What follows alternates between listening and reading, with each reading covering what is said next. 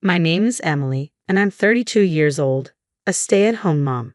My husband Benjamin, 34, works a regular office job. We have a beautiful little girl named Mia, and after 8 years of marriage, our 6-year-old daughter has both of us wrapped around her finger. I also have an older sister, Lily, who just turned 35. She recently got divorced due to personality clashes and is now a single mom to her son Logan, who is 4 years old. One day, we had planned a trip to the zoo with just the four of us. Unfortunately, I caught a cold and had to stay in bed. Benjamin decided to take the day off from work and still take Mia and Logan to the zoo. It ended up being just him and Lily alone despite them being in-laws. Little did I know, that day would mark a change. Fast forward to another day. I was walking down the shopping street on my way home from the grocery store when I glimpsed Benjamin and Lily in a cafe by chance. I was puzzled but had to pick up Mia from after-school care soon, so I headed home without dwelling on it. That night, when Benjamin got home, he casually mentioned they ran into each other and sought shelter from the rain in the cafe. I believed him. However, from then on, he started coming home late more often, asking for more pocket money, and going out on his days off. When Lily visited, their relationship seemed more intimate than before, leaving me with a string of suspicions. Despite this, I trusted him. Benjamin still adored Mia, and we seemed to have a good relationship. Little did I know, I was the only one who thought everything was fine. Then, an incident occurred that shattered my illusion. One day, as usual, Lily came over to our house. A friend invited me on a trip. Would you mind taking care of Logan for about a week? It's in the Bahamas, she asked persistently. Initially hesitant, I understood Lily had it tough since her divorce. Despite my reservations, I reluctantly agreed. As Lily's departure approached, Benjamin announced he would be out of town for a few days on a business trip. Surprisingly, it was the same day as Lily's trip to the Bahamas. Was this merely a coincidence? Was it my imagination that Benjamin seemed secretive and overly attached to his phone? Was it my sister's tough times clouding my judgment? The morning of Lily's trip, she arrived with Logan. I noticed immediately that something was wrong. Logan's hand was hot, his body feverish. Lily confirmed he'd had a fever since yesterday. We can't delay. We need to get him to a hospital quickly, I insisted. But then Lily dropped a bombshell. I'll leave Logan to you. Shocked, I protested. You can't possibly leave a sick child behind. I have no choice. We've planned this trip for a while. Please take good care of him, she said, brushing off my concerns. Despite my pleas, she left, leaving me to care for Logan, whose health took precedence over everything else. I couldn't believe it. Logan was suffering with a high fever, and yet his condition worsened from the stress of moving around. I quickly tucked him into bed and placed a cold, damp towel on his forehead. While preparing an ice pillow in the freezer, my husband woke up. Honey, it seems like Logan has a fever, he remarked. Really? My sister's awful. She left Logan like this to go on a trip. I replied, frustration evident in my voice. It can't be helped. They've had this trip planned for a long time, and it's too late to cancel now. You too, dear. Poor Logan. If you're so concerned, then you should take care of him. Honey, can you do something about your business trip? If Logan has a contagious disease, he might pass it on to Mia. I'll take care of Logan, and I need you to take care of Mia, I suggested, hoping my husband would prioritize our daughter over his work. But my hope was dashed. What? That's impossible. If you're worried, why not leave her with your parents? That won't work. Our parents are busy with their jobs, and your parents live too far away to drop her off at this hour. Then it can't be helped. Logan will be fine if we let him rest. Don't worry, he said dismissively. Please don't be so casual about this. What do you want me to do? I can't change my plans. Oh, it's time. I have to go now. Bye. With that, he hurriedly left. Left alone, I immediately called my parents. They couldn't take time off from their sudden work commitments, but they agreed to leave work early and pick up Mia as soon as possible. I felt relieved when my mom assured me they were on their way. Until my mom arrives, I'll have to keep Mia locked in her room. I feel sorry for her, but it can't be helped, I thought to myself. Meanwhile, Logan's condition seemed to be worsening. He started coughing in addition to the fever. In the afternoon, my mom, who had left work early, arrived. I handed Mia over to her and headed straight to the pediatric clinic with Logan. In the car, the motion seemed to make Logan uncomfortable, which was hard to see.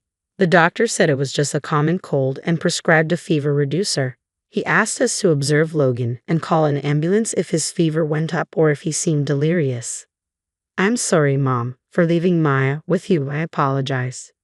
Don't worry about it. More importantly, I'm concerned about Logan, my mom reassured me. After hanging up with my mom, I decided to call my husband's office. I needed to find out where he was staying on his business trip, just in case. The reply I received was, I should be on paid vacation. I sighed, lifting my voice towards the heavens as if making a plea. A dreaded suspicion was beginning to solidify. Opening my husband's laptop, I had never looked through it before, but a quick scan of his browsing history revealed his destination, the Bahamas. Both flight tickets and hotel bookings were arranged by him. I recognized the hotel's name. It was the same place my sister had mentioned. My sister and husband in the Bahamas at the same time, staying in the same hotel. Such a coincidence seemed next to impossible. The mere fact that my husband was in the Bahamas, taking paid leave while claiming to be on a business trip, was alarming. Curious, I looked at my smartphone, checking my sister's social media posts. There were no new posts, but looking at her recent ones, although not clearly visible, I could tell she was frequently with someone.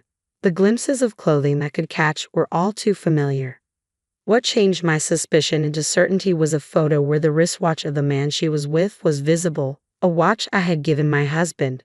Though not expensive, it was from a unique manufacturer, making the odds that another man dressed like my husband, wearing the same watch, would appear in my sister's photo infinitesimally small.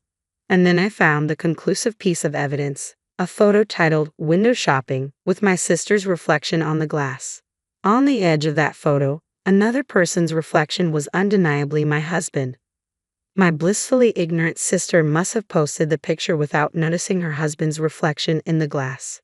My hands trembling, I saved all the pictures. There was no mistake about it. My sister and husband were having an affair. Right now, they were together. I felt everything I had built up with my husband crumbling down all at once. I tried calling them numerous times, but soon a voicemail message started playing. It seemed they had turned off their phones. Logan's fever still hadn't broken. Seeing his distressed face, anger started to rise within me. Despite our young child's suffering, despite being in such a difficult situation right now, my sister and husband were probably laughing, enjoying their vacation in the Bahamas. Could there be a worse story? I was trembling with anger, wondering what to do, but that could wait. First, I needed Logan to recover. However, Logan's fever showed no signs of abating. In fact, it seemed to be increasing. I was shocked when I took his temperature. 42 degrees Fahrenheit. Children tend to run high fevers. He had experienced 40 degrees before, but never this high. Why isn't the fever reducer working? Logan was completely drained. It looked painful for him to even move. What should I do? I fought hard to suppress the panic that was threatening to overtake me. I need to call an ambulance, I decided, clutching my smartphone tightly. Mama, Logan murmured in a small voice, his face contorted in pain. He called for his aunt. Unforgivable. I will never forgive them, I thought as my vision seemed to turn red with anger. Logan's condition took a sudden turn for the worse. A week had passed since then. Contrary to my feelings of sorrow, today was a clear day. Staring blankly at the vast blue sky, tears began to spill over. I had lost count of how many times I had cried, yet the tears wouldn't stop. I could feel Maya's hands trembling in mine. My daughter was crying too. As I lifted her up, I saw my parents weeping uncontrollably over her small, trembling shoulders, along with everyone else in attendance. Suddenly, my smartphone vibrated. I put Maya down and saw my sister's name on the screen. Hello. Emily. Long time no see. I just got back from the Bahamas. I've just landed at the airport. I'm off to pick up Logan. Thanks for looking after him, my sister said cheerfully. It felt like a phone call from another world. He's gone to heaven, I muttered to myself. What? My sister on the other end of the phone didn't seem to understand what I had said. Huh? Heaven? What are you talking about? I don't understand. That's what I'm saying. He went to heaven while you were on your trip to the Bahamas. Huh? I don't understand what you're saying. You'll understand when you get here, I replied, my voice heavy with grief. The funeral is over and we're at the crematorium. Huh? Crematorium? My sister sounded confused. When I tried to explain the location of the crematorium, she abruptly hung up the phone. Logan? My sister just got out of the taxi and dramatically changed her expression as she started running. She called his name and looked around, but Logan was nowhere to be found. Where is he? He's not here. Of course he's not. What do you mean? I slowly pointed in one direction towards the crematorium. The crematorium doesn't emit smoke like it used to, but it's true. He's being cremated right now, I whispered. Logan? That day, the day you dropped off Logan. His fever shot up to 42 degrees Fahrenheit all at once. 42 degrees Fahrenheit. The antipyretic we got from the pediatrician had no effect. His condition worsened rapidly. We had to call an ambulance in a panic. So that means Logan is. I don't want to answer that. We're in the middle of a funeral, I said, spreading my arms wide, pointing at the crematorium. Hey, what does this mean? What happened to Logan? Why are you here? Someone shouted in place of my speechless sister. It was my husband. Unbelievably, he had come here with my sister. What does that matter right now? What about Logan? Of course it matters. Not losing to my husband's voice, I shouted back, how can you two just abandon your family and go on a secret love trip? Moreover, Logan had a fever, and even when I said I needed help, you ignored me and went on your trip. Are you out of your mind? Who? What are you talking about? I already know. When I asked your company, they said you had taken paid leave. I checked your computer and found a booking for a trip to the Bahamas. You were on the same flight, if not the same hotel, as my sister. You think you can just claim it's coincidence? I must have had a terrifying look on my face. My husband lost his words under my intimidating stare. Tell me, Emily, did he die? Do you have the luxury to ask such a question now? What do you think we're doing here? Why do you think I'm in a simple, modest dress, standing at a crematorium? Don't you get it? No, no, no, no. My sister's scream dominated the scene as she broke down crying. I looked down at her with cold eyes. You have no right to cry. You abandoned your son to go on a secret trip with my husband. You're the worst kind of person. I was lonely. I was so lonely all by myself, so I just what? Reached out to your sister's husband? What do you mean? I've done nothing wrong. It's not my fault. The real villain here is my ex-husband who refused to take our son. And it's not just him, it's also the fault of our parents who never helped me with the child. And Emily too, my sister, never taking responsibility. I didn't choose to have a child. I didn't choose to be a single mother. I wanted him to take our son if we were going to get divorced, but he refused. I've been struggling alone because of that. But I didn't. I couldn't. Logan? Logan. Lily's voice broke as she said his name. It was her lover. My husband comforted her as she collapsed into tears. It seemed they were no longer interested in hiding their affair.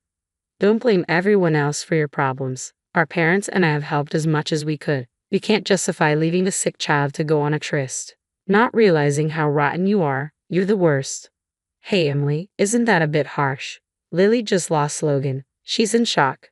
Shut up, accomplice. I'm divorcing you, so be ready to pay what you owe. What? What does that have to do with anything? It has everything to do with it. My husband and I argued while my sister cried. It was a chaotic situation. Our parents approached my tear-streaked sister, started blaming them. To add, Mom, why didn't you take care of Logan properly? Why did you let Logan? Suddenly, there was a loud slap. Enough with your nonsense. It was my father who slapped my sister's face. Don't blame others when you were the one who abandoned your child. And having an affair with your sister's husband, you shameless woman. I'm ashamed to have raised you like this. My sister cried even louder at her father's words. I wanted to punch my husband too. I was glaring at him when, Mommy. I heard a little boy's voice. My sister quickly turned around. There. What? Logan? My sister ran towards them, but the man quickly moved Logan out of her reach. Hey, what are you doing, Andrew? The man holding Logan was Andrew, my sister's ex-husband. He was the one who divorced my sister, citing irreconcilable differences. What are you doing leaving Logan like that? He's my son too. I complied with the court's decision that it's better for a mother to have custody, even though you insisted on not giving me parental rights. But you wouldn't let me see him, no matter how many times I asked. My worry proved justified. You're not fit to be Logan's mother. Just shut up. You should just pay the child support. I'd pay any amount for Logan, but you left him without care. You don't even know how critical his condition was, and you're out on your affair trip.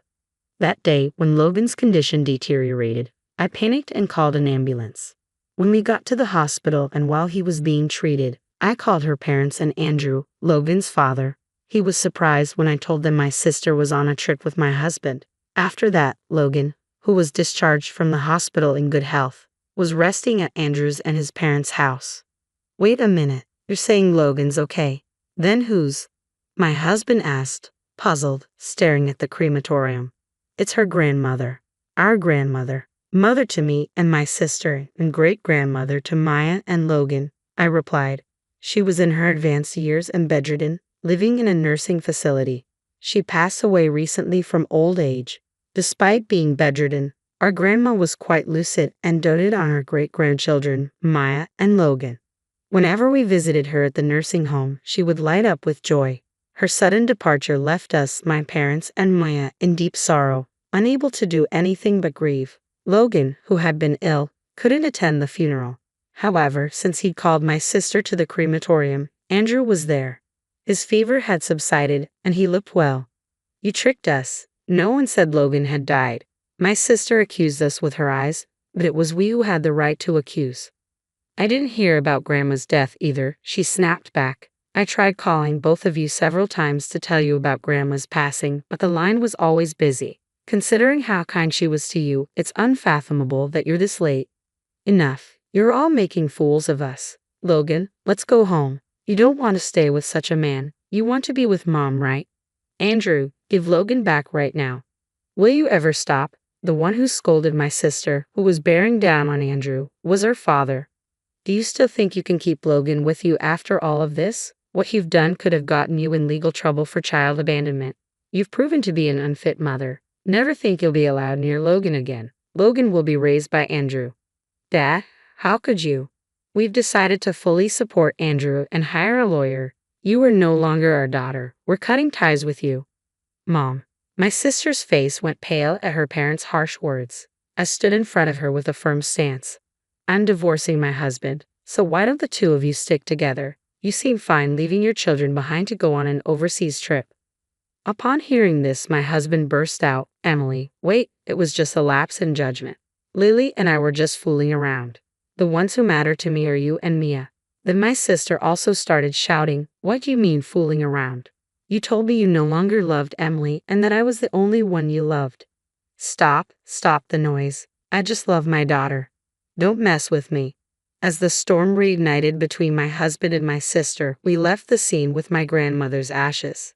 After that, despite many disagreements with the help of a lawyer, I managed to settle everything. Logan went to live with his dad. I thought he might feel sad being away from his mother, but he was rather pleased. It turned out my sister wasn't functioning as a mother at all.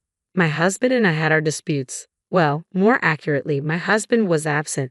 After being scolded by both my parents and his, he was feeling down. Then our daughter landed the knockout punch. I don't need daddy.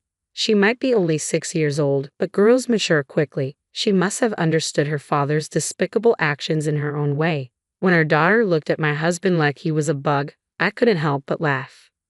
For my husband, who adored his daughter, no, my ex-husband, there could be no greater punishment. He was allowed to see his daughter, but whether she wanted to see him was up to her.